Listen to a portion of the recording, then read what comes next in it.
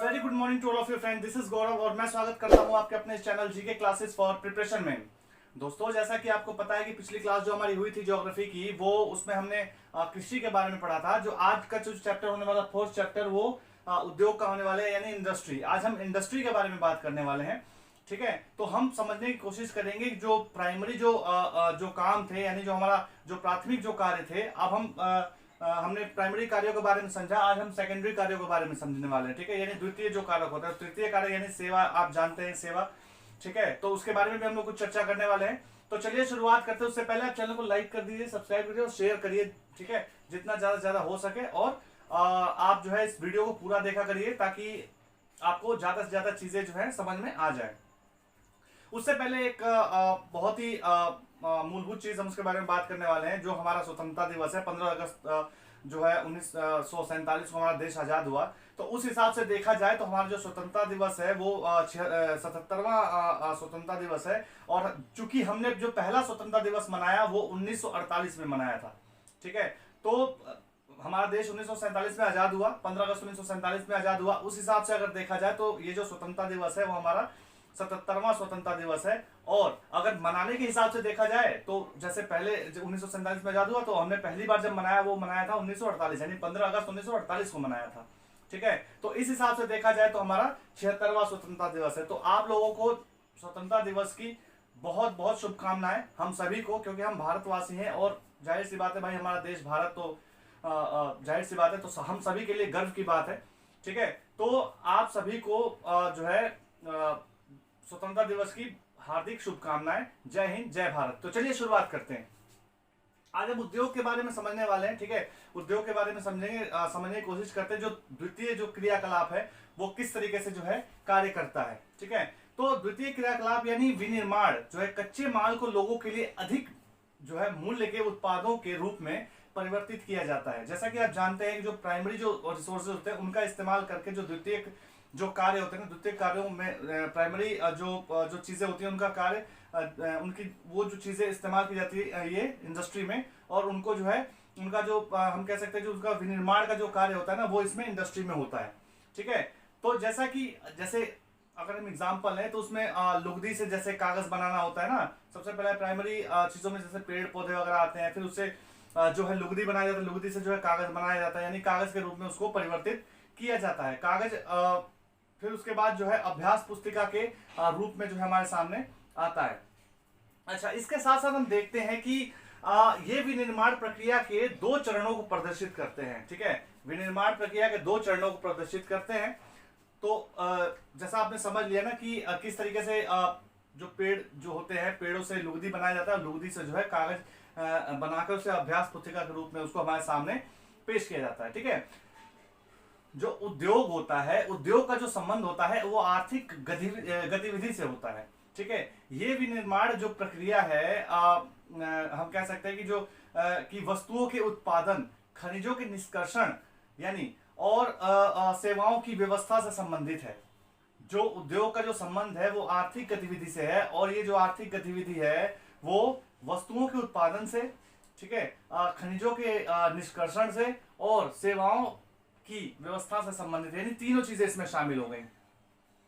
इस प्रकार हम देखें तो जैसे लोहा है, लोहा और उस जो इस्पात उद्योग है, वस्तुओं को उत्पादन से संबंधित है। मतलब जो वस्तु होते हैं ना, वस्तुओं के जो है उत्पादन से संबंधित होता है। कोयला खनन उद्योग है ना, कोयले को धरती से निकालने से संबंधित है। और पर्यटन जो है वो सेवा से संबंधित है। तो हम देखते हैं कि किस प्रकार लोहा और इस्पात उद्योग वस्तुओं के उत्पादन से संबंधित, जैसे कि हम कच्चा माल जमीन से निकालते हैं ना, धरती से हम कच्चा माल निकालते हैं।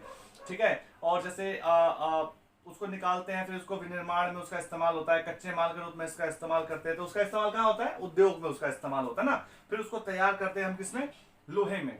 भाई सीधा तो हम जमीन से निकाल के इस्तेमाल नहीं करते ना, तो उसका संशोधन किया जाता है, विनिर्माण किया जाता है, और इस तरीके से उसका कच्चे माल के रूप में उसका प्रयोग करके उसको एक ठोस रूप दिया जाता है, लोहे का रूप दिया जाता है ना। उसके बाद अगर तीसरा जो जिसके हमने बात की वो पर्यटन सेवा है, यानी तीसरा जो तृतीय जो उद्योग जो कह सकते हो, तृतीय जो सेवा जो क्षेत्र है वो पर्यटन सेवा क्षेत्र से संबंधित है। ठीक है, अब हम उद्योगों के वर्गीकरण की बात करते हैं। ठीक है,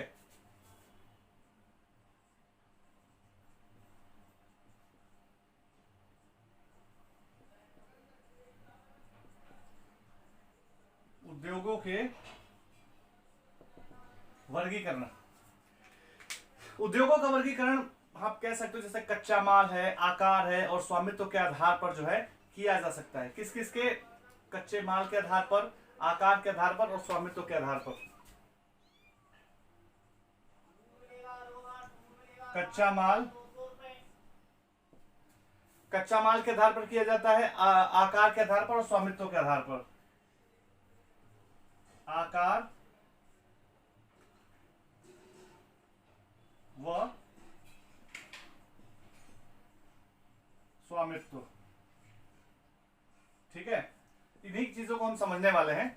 तो अब हम बात करें, सबसे पहले हम कच्चे माल की बात करते हैं। तो कच्चे माल के उपयोग के आधार पर उद्योग जो है, जैसे कृषि आधारित हो सकता है, खनिज आधारित हो सकता है, समुद्र आधारित हो सकता है और वन आधारित हो सकता है। यानी कच्चा माल में कहां से मिलता है? कच्चा माल में मिलेगा कृषि से, ठीक है।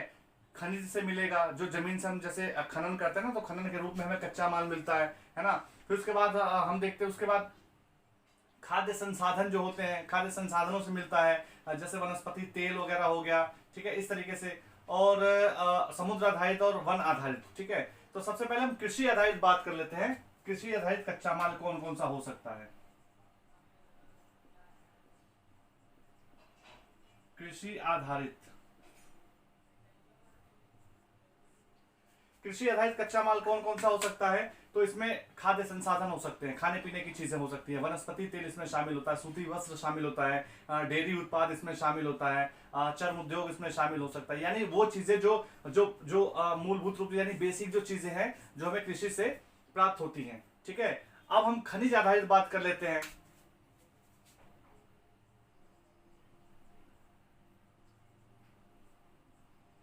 अभी हम कच्चे माल की बात कर रहे हैं, ठीक है। कच्चे माल की बात कर रहे हैं, तो कच्चे माल में फिर उसके बाद हम आकार की बात करेंगे, फिर उसके मालिकाना हक यानी स्वामित्व की बात करने वाले हैं। तो सबसे पहले कच्चा माल कहां से? पहला जो है वो कृषि से, फिर दूसरा है खनिज आधारित। तो खनिज आधारित जो कच्चा माल होता है वो किस तरीके का होता है? जैसे कच्चे माल से लोहा बनाना, ठीक है, कच्चे माल से लोहा बनाना, या आप कह सकते हो कि तेल हो गया, पेट्रोल हो गया, डीजल हो गया। अब सीधा निकाल के इनका इस्तेमाल नहीं कर सकते, इनका शोधन किया जाता है, इनका शोधन करते हैं, इनको साफ सफाई करते हैं, उसके बाद इनको हम इस्तेमाल करते हैं। उसके बाद हम उसमें देखते हैं ना कि किस तरीके से हम कौन सी चीज कहाँ इस्तेमाल करने वाली है ना। क्योंकि पेट्रोल जो है छाना जाता है, उसमें काफी बड़ी, उसमें जो उसका कार्य है ना, उसकी गतिविधि काफी लंबी चौड़ी है, ठीक है। तो उसमें काफी जो है उसमें संशोधन करके तब उसको पेट्रोल के रूप में बनाया जाता है, ठीक है। उसके बाद उसमें डीजल भी निकाला जाता है, केरोसिन निकाला जाता है, सारी चीजें उसमें शामिल होती हैं। तो सबको अलग अलग किया जाता है। तो वो आ जाता है आपका खनिज आधारित हो गया, ठीक है। उसके बाद हम बात करते हैं समुद्र आधारित में, जो हमने 4 बातें की थी कच्चे माल की। समुद्र यानी सागरीय,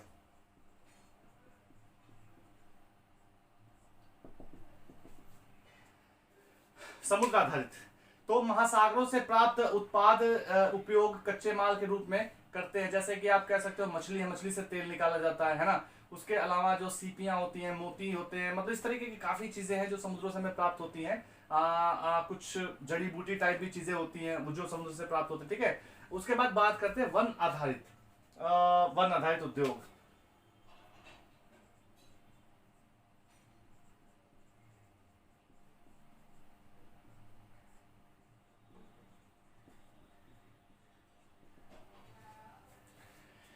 वन आधारित, तो वन आधारित जो उद्योग होते हैं उसमें क्या क्या क्या प्राप्त होता है? तो आप सभी जानते हैं कि वनों से प्राप्त उत्पाद का उपयोग कच्चे माल के रूप में होता है। जैसे लुगदी से कागज, यानी पेड़ पेड़ जो है, पेड़ से लुगदी बनाई जाती है और उससे जो है कागज बनाया जाता है। औषधि मिल सकती है वनों से।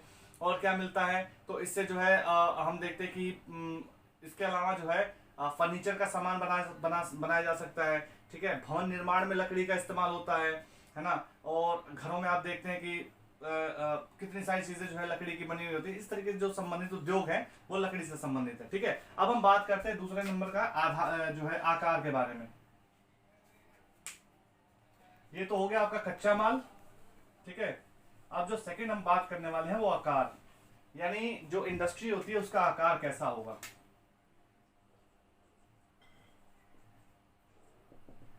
आकार के बारे में, ये फर्स्ट हो गया आपका, ये सेकंड हो गया और ये थर्ड। इनका वर्गीकरण इसमें। अब दूसरे वाला जो है आकार के बारे में हम लोग बात करते हैं। तो उद्योग के आकार का जो तात्पर्य होता है वो जो निवेश की गई जो पूंजी होती है ना, जो पूंजी हम उस उद्योग में निवेश कर रहे हैं, उस जो पूंजी जो निवेश की गई है उस पूंजी की राशि से इसको हम समझते हैं। ठीक है, नियोजित लोगों की संख्या और उत्पादन की मात्रा से है। ठीक है, यानी पूंजी और जो उसमें जो लोग काम करने वाले जो उनकी संख्या है, ठीक है, और उसमें कितना उत्पादन हो रहा है, उस चीज से जो है ये इसका रिलेशन है। ठीक है, तो हम देखते हैं कि जो आकार के आधार पर उद्योगों को दो भागों में बांटा जाता है। ठीक है, वो दो भाग कौन कौन से हैं? तो पहला आ जाता है लघु आकार के उद्योग। ठीक है, आकारों में पहला आ जाता है लघु आकार, और दूसरा आ जाता है, एक हो गया लघु यानी छोटा, और दूसरा होता है बृहत आकार यानी बड़ा। बृहत आकार, लघु आकार के उद्योग व बृहद आकार के। तो आप इससे समझ सकते हैं कि लघु आकार के जो उद्योग है, बृहद आकार के उद्योग है, वो जो अब हम बात करते हैं लघु आकार के उद्योग के बारे में। दो जो आपके जो आकार हो गए ना, वो दो आकार हो गए, एक लघु और एक बृहद। तो पहले हम लघु आकार के बारे में बात कर लेते हैं। तो कुटीर या घरेलू जो लघु आकार होते हैं ना, वो घरेलू टाइप के उद्योग होते हैं, जिसमें कि हम लोग क्या करते हैं, जैसे टोकरियां बुनना है ना, मिट्टी के बर्तन बनाना है, हस्त निर्मित वस्तुएं बनाना है, यानी जो घरेलू काम से रिलेटेड चीजें हैं, है ना। आप अगर गांव में की तरफ जाएं घूमने के लिए तो आपको इस तरीके की जो चीजें काफी देखने को मिल जाती हैं। जो थोड़ा सा आप कह सकते हो शहरी इलाकों में तो इतना काम इतना नहीं होता है, लेकिन थोड़ा सा शहरों से थोड़ा दूर होता है ये काम। लेकिन गाँव में आपको ज्यादातर जगहों पे चीजें मिल जाती है। बांस से टोकरियां बनाई जाती है ना, जो लोग होते हैं फिर वो टोकरियों को बनाते हैं, ले जाके जो है बाजार में वो लोग बेचते हैं, उसको हम लोग देखते हैं वो चीजें। तो हमें वो चीजें देखने को मिल जाती हैं। और जो बृहद आकार के जो उद्योग होते हैं वो बड़े पैमाने के उद्योग होते हैं। बड़े पैमाने पर उसमें पूंजी निवेश की जाती है, मशीनों का इस्तेमाल किया जाता है, प्रयुक्त प्रौद्योगिकी उच्च स्तरीय की होती है ना। और बुनाई और खाद्य प्रसंस्करण उद्योग जो है लघु पैमाने पर होता है, इसमें मशीनों का इस्तेमाल ज्यादा होता है जो बृहद आकार वाला होता है। ठीक है, इसके बाद हम बात करने वाले हैं स्वामित्व के आधार पर, यानी मालिकाना हक।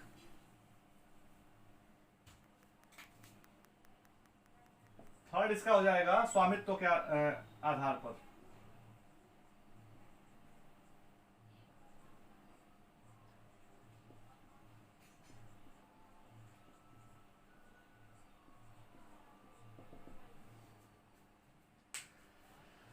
स्वामित्व के आधार पर जैसे मैंने बताया कि इसका मालिकाना हक किसका होगा।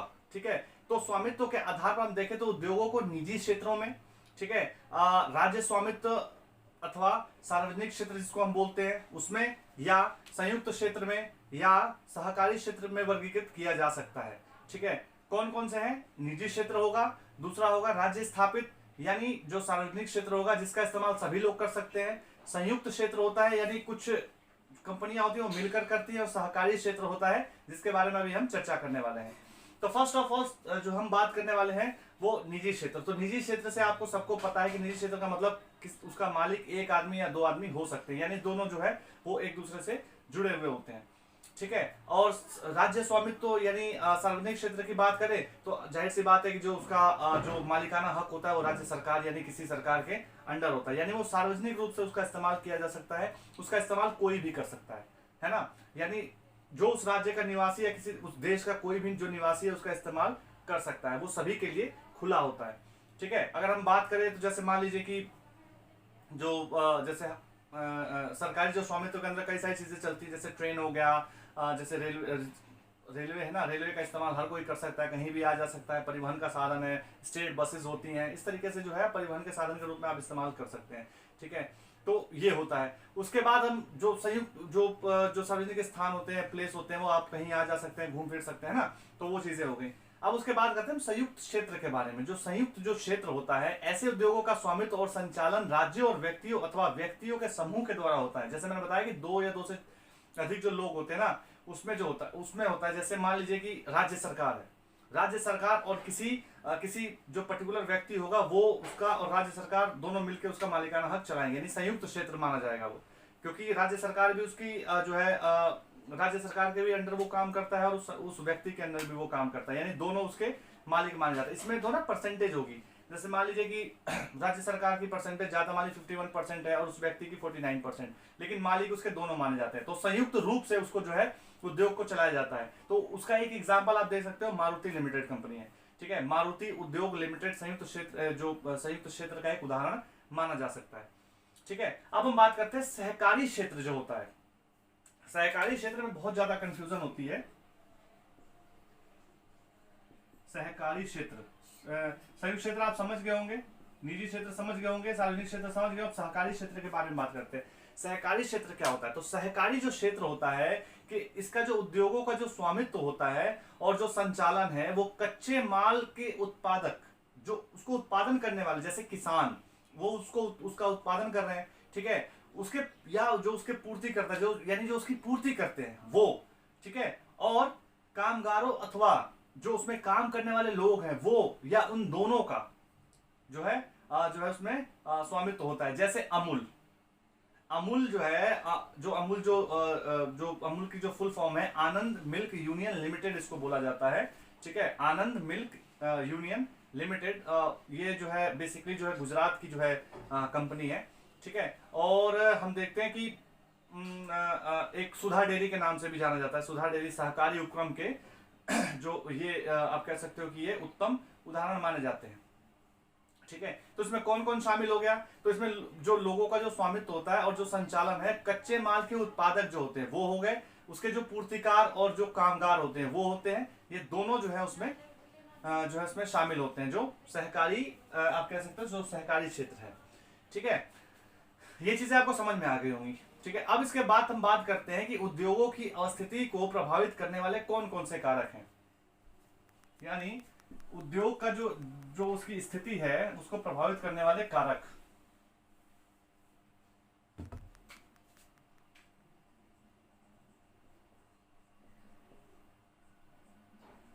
उद्योगों की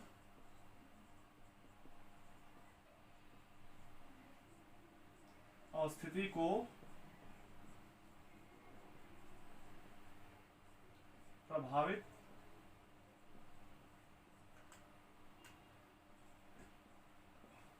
करने वाले कारक कौन कौन से हैं। तो फर्स्ट ऑफ ऑल हम लोग बात करेंगे कि इनमें जो है इंपॉर्टेंट चीजें कौन कौन सी है, जो उद्योगों की स्थिति को जो है प्रभावित करने वो कारक कौन कौन से हैं, ठीक है। तो सबसे पहले हम बात करते हैं कच्चा माल। अगर कोई आपको उद्योग शुरू करना है तो उसके लिए कच्चे माल की आवश्यकता होगी ना। उसके बाद फिर श्रम की आवश्यकता होगी, फिर उसमें पूंजी लगाई जाएगी, है ना, उसमें पैसे लगाए जाएंगे, फिर आपको बाजार भी चाहिए, आपको जल की आवश्यकता होगी, संचार की आवश्यकता होगी, परिवहन की आवश्यकता होगी, उसके बाद भूमि की आवश्यकता होगी, फिर उसके बाद विद्युत की आवश्यकता होगी। तो these are the important factors, कह सकते हो आप कि जो इंडस्ट्री में जो यूज होने वाले फैक्टर्स हैं वो हैं इंपॉर्टेंट फैक्टर्स हैं इसमें, ठीक है। औद्योगिकरण से प्राप्त नगरों और शहरों का विकास एवं वृद्धि होती है। जाहिर सी बात है कि अगर किसी भी मान लीजिए कोई ऐसा दूर दराज वाला इलाका है जहां पे जो है उद्योग स्थापित किया जा रहा है, तो वहां पे लोगों का जमावड़ा हो जाता है। कैसे हो जाता है? वहां पे काम करने वाले लोग हैं, फिर वो अपनी फैमिली रखनी शुरू कर देते हैं, फिर उनको देख के वहां पे दुकानें खुलनी शुरू हो जाती हैं उनके हिसाब से, है ना। फिर वो जो दुकानें होती हैं वो जाहिर सी बात है कि भाई लोगों की जरूरतों को पूरा करने के लिए दुकानें खुली है ना। तो इस तरीके से हम देखते हैं कि एक तो छोटा सा एग्जाम्पल मैंने दिया आपको ये, ठीक है। तो औद्योगिकरण से जो जो प्राय नगरों और जो शहरों की विकास और वृद्धि होती है, तो इससे देखते हैं कि वहां के आसपास के जो इलाके हैं रोड भी अच्छे बनने शुरू हो जाते हैं, है ना। तो उसके उसके साथ साथ वहां देखते हैं कि काफी चीजें जो है विस्तार वहां होना शुरू हो जाता है। उसके बाद अब हम बात करते हैं औद्योगिक तंत्र के बारे में। औद्योगिक तंत्र कैसा होता है?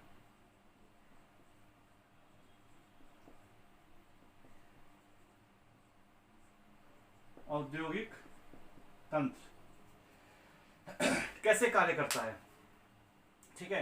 तो औद्योगिक तंत्र जो है, औद्योगिक तंत्र में निवेश, प्रक्रम और निर्गत जो है शामिल है। क्या क्या? निवेश, प्रक्रम और निर्गत।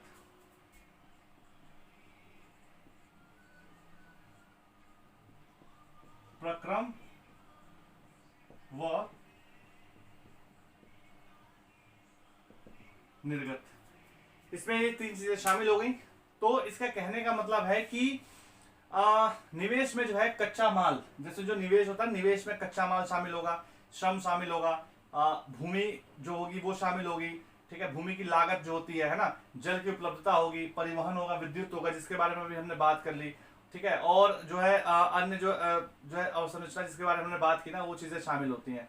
इस प्रक्रम में कई क्रियाकलाप हैं, ठीक है, जो ये चलता है, इसमें कई क्रियाकलाप है, जैसे कच्चे माल को परिष्कृत माल में परिवर्तित करते हैं, है ना, और जैसे हम लोग कच्चा माल इस्तेमाल करते हैं रेशम के रूप में, है ना, उसके बाद हम लोग उसको तैयार करके कमीज का रूप देते हैं, है ना, और वो कमीज जो है वो बाजार में बिकती है, और वो जो है निर्गत, आप कह सकते हो जो लास्ट जो चीज है ना, वो निर्गत जो है अंतिम उत्पाद और इससे अर्जित आय है, ठीक है, समझ सकते हो ना, जो चीजें, जो कमीज जब बिकेगी तो जो उससे जो जो पैसा मिलेगा वो निर्गत, वो कमीज निर्गत होती है, और अंतिम उत्पाद और इससे अर्जित आय है निर्गत, ठीक है, जैसे मान लीजिए शर्ट, जैसे मैंने आपको एग्जांपल दिया।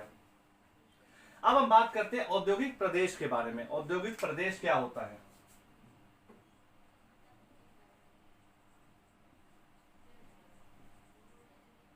औद्योगिक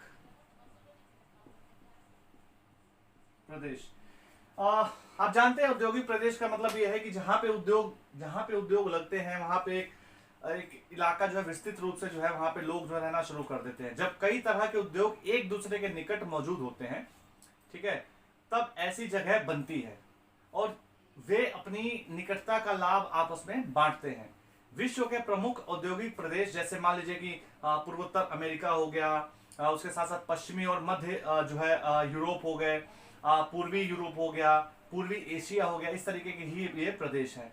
भारत में भी कई अनेक जो है हम देखते हैं कि औद्योगिक प्रदेश हैं, जैसे कि मुंबई पुणे हो गया, जो मुंबई पुणे समूह है वो हो गया, उसके साथ साथ बंगलोर हो गया, तमिलनाडु हो गया, हुगली प्रदेश है, अहमदाबाद बड़ोदरा प्रदेश है, छोटा नागपुर प्रदेश है, इस तरीके के जो हम देखते हैं औद्योगिक प्रदेश। विशाखापट्टनम में गुंटूर प्रदेश है ना, और गुड़गांव दिल्ली मेरठ, है ना, इस तरीके के जो औद्योगिक प्रदेश हमें देखने को भारत में भी मिलते हैं। तो औद्योगिक प्रदेश का वही मतलब है कि जहाँ पे उद्योग बनता है वहां पे बड़ी बड़ी कंपनियां और बननी शुरू हो जाती हैं, वहां पे काफी लोगों का रहन सहन शुरू हो जाता है। तो इस तरीके से हमें चीजें देखने को मिलती हैं। एक शब्द है औद्योगिक विपदा, हमने पिछली क्लासेस में भी बात किया है। औद्योगिक विपदा, विपदा से आपको समझ में आ गया होगा कि ऐसी स्थिति जिसमें जो लोगों को काफी दिक्कतें होती है, परेशानियां होती है। तो इसमें हमने बात की थी भोपाल गैस त्रासदी के बारे में, जो 3 दिसंबर 1984 को ये गैस कांड हुआ था। आपको पता है कि रातों रात 12:30 बजे के आसपास आइसोसाइनाइड नाम की जो गैस थी वो फैली, और किस तरीके से कितने सारे लोगों की मृत्यु हुई। तो लगभग 35,000 लोग उसमें सरकारी आंकड़ों के हिसाब से मारे गए थे, ठीक है। आज तक लोग उस चीज को, विभीषिका को झेल रहे हैं, क्योंकि आज भी कहीं ना कहीं वो जो लोग उस गैस से प्रभावित हैं, कहीं ना कहीं जो उनको विकार तंत्र है, उनके जो है शरीर के अंदर आंखों की दिक्कतें हैं, फेफड़ों की दिक्कतें, इस तरीके की दिक्कतें आज भी वो झेल रहे हैं। ऐसी ही एक गैस त्रासदी हुई थी चीन में 2005 में, जो गैस कूप यानी तेल का जो कुआं था ना, उसमें विस्फोट हुआ था, उसमें काफी लोग मारे गए थे। तो ये होती है औद्योगिक विपदा, जो उद्योगों से फैलने वाली जो विपदा होती है उसको हम औद्योगिक विपदा कहते हैं, ठीक है। तो इसके लिए ना, इसके बचाव के लिए बहुत सारी चीजें जो होती हैं आवश्यक होती हैं। यानी उद्योग ऐसी जगह बनाए जाने चाहिए जहाँ पे जहाँ पे लोगों की बसावट कम होती है, या लोगों को वहां से दूर रखना चाहिए। खास तौर से जो है उसकी सिक्योरिटी का खास तौर से ख्याल रखना चाहिए, उसकी सुरक्षा का ख्याल रखना चाहिए। टाइम टाइम से चीजें चेक करते रहने चाहिए कि हाँ भाई कहीं कोई लीकेज ना हो, कोई दिक्कत ना हो, कोई परेशानी ना हो। खास तौर से उसका एक डिपार्टमेंट बनाना चाहिए कि हाँ भाई ये डिपार्टमेंट इसी के लिए काम करेगा, अगर कोई भी अनहोनी होती है तो वो डिपार्टमेंट उसका जिम्मेदार होगा, है ना। तो उसको हमेशा चौकन्ना रहना चाहिए, ठीक है।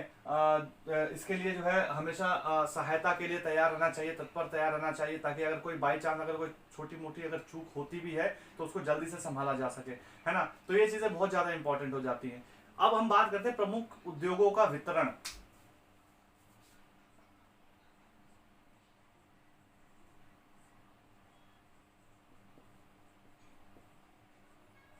उद्योगों का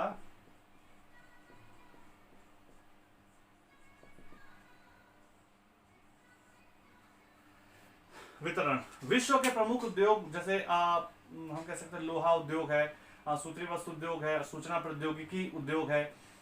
तो इसमें अगर हम बात करें तो जो लोहा इस्पात उद्योग है और वस्त्र उद्योग है, काफी पुराने उद्योग है ना। काफी पुराने उद्योग हैं, क्योंकि आपको पता है कि जितने भी आज तक जो कह सकते हो जो भी चीजें, जैसे मकान से लेके सुई से लेके एरोप्लेन तक जो भी चीजें बनती है उसमें सब में लोहे का इस्तेमाल होता है ना। तो ये आज का काम नहीं है, ये बहुत पुराना काम है, ठीक है। लोहे का जो काम है बहुत पुराना काम है। ऐसे ही वस्त्र है, वस्त्र भी बहुत ज्यादा इंपॉर्टेंट है। आप देखते हैं कि आज से लोग कपड़े नहीं पहन रहे, बहुत पहले से लोग कपड़े पहन रहे, तो ये बहुत पुराना उद्योग जो है माना जाता है, ठीक है। जबकि सूचना और प्रौद्योगिकी उद्योग जो है एक नया जो है उभरता हुआ उद्योग है। पिछले 2 दशकों में हमने देखा कि कितनी तेजी से उभरा है, ठीक है। और वो देश जिसमें लोहा इस्पात उद्योग जो है अवस्थित है, जैसे जर्मनी, यूएसए, एक जो है जर्मनी है, यूएसए है, चीन है, जापान है, रूस है, ठीक है। वो ये देश उनमें शामिल होते हैं। वस्त्र उद्योग में जैसे भारत है ना, उसके अलावा हांगकांग है, दक्षिण कोरिया है, जापान है और ताइवान है। इस तरीके के जो है इन देशों में जो है ये संकेंद्रित है।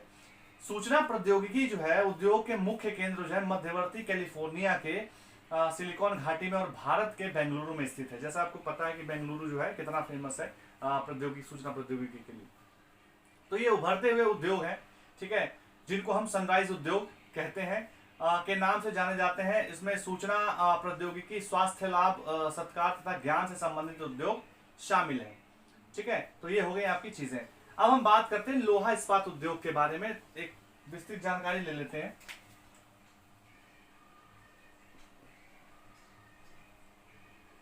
इसके बारे में इसलिए बात कर रहे हैं क्योंकि लोहा जो है ना, लोहे का इस्तेमाल जो है काफी प्राचीन समय से होता आ रहा है, काफी पहले से इसका इस्तेमाल होता आ रहा है। तो इसके बारे में एक थोड़ा सा एक मोटी मोटी नजर मार लेते हैं, ठीक है। तो अन्य उद्योगों की तरह लोहा इस्पात उद्योग में भी बहुत से निवेश प्रक्रम और निर्गत शामिल हैं। यह एक पोषक उद्योग है जिसके उत्पाद अन्य उद्योगों के लिए कच्चे माल के रूप में कार्य करते हैं। जाहिर सी बात है कि जो लोहा है, लोहे का इस्तेमाल हर जगह होता है, हर उद्योग में होता है, मशीनें इससे बनाई जाती हैं। कोई भी अगर उद्योग खुलता है या कोई भी कार्य शुरू होता है तो उसमें जो है लोहे का इस्तेमाल जरूर किया जाता है, ठीक है। तो उद्योगों के लिए निवेश में श्रम, पूंजी, स्थान और अन्य अवसंरचना के साथ साथ लौह अयस्क, कोयला और चूना पत्थर कच्चे माल के रूप में सम्मिलित है। लौह अयस्क से इस्पात निर्माण की जो प्रक्रिया में कई चरण शामिल हैं और कच्चे माल को झोंका भट्टी में रखा जाता है। यहाँ यह प्रगलित होता है, इसको यहाँ गलाया जाता है, ठीक है। और गलाए जाने के बाद इसके बाद परिशोधन होता है। प्राप्त उत्पाद जो है इस्पात होता है, जो अन्य उद्योगों में कच्चे माल के रूप में प्रयुक्त किया जाता है, ठीक है।